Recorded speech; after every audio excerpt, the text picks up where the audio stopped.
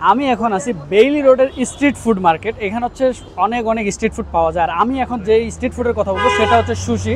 ওনারা শুধুমাত্র সুশি বিক্রি করেন এবং ওনাদের হচ্ছে নাম হচ্ছে শু।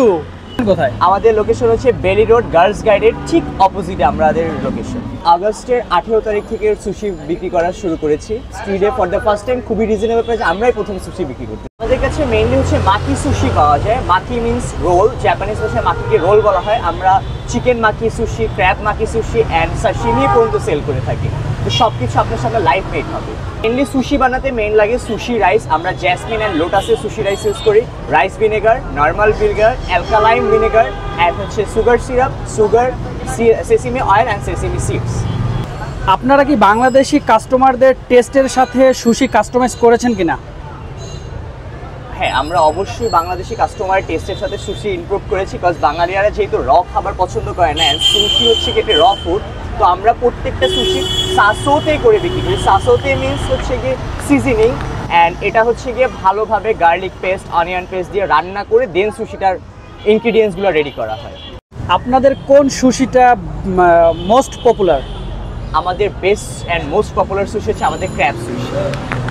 আমাদের সর্বনিম্ন সুশি প্রাইস হচ্ছে 230 টাকা অ্যান্ড সর্বোচ্চ সুশি প্রাইস রয়েছে 280 টাকা।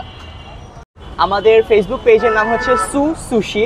আমরা কোনো হোম ডেলিভারি সার্ভিস দেই না, যেহেতু sushi was a very sensitive food, তো এটা আমরা কোনো হোম ডেলিভারি রিস্কে নেই না। আমাদের টাইমিংটা হচ্ছে গিয়ে আমরা বিকেল 5টার সময় বসি অ্যান্ড রাত 10টা-11টা পর্যন্ত থাকি। আমি এখন হচ্ছে বেইলি রোডের সুশি ট্রাই করব। তো এতক্ষণ দেখলেন ভিডিও, তো এখন খেয়ে দেখি কেমন লাগে।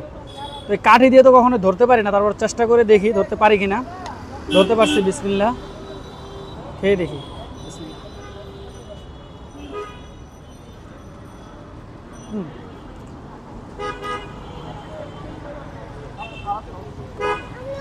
আমি খুব বেশি ভালো সেটা বলবো না, খুব বেশি খারাপ সেটাও বলবো না। তো আমি এই সুশিটাকে হচ্ছে 6 আউট অফ 10, 10-এর মধ্যে 6 দিব। খুব বেশি ভালো খুব বেশি খারাপ সেটাও বলবো না, মোটামুটি ভালো।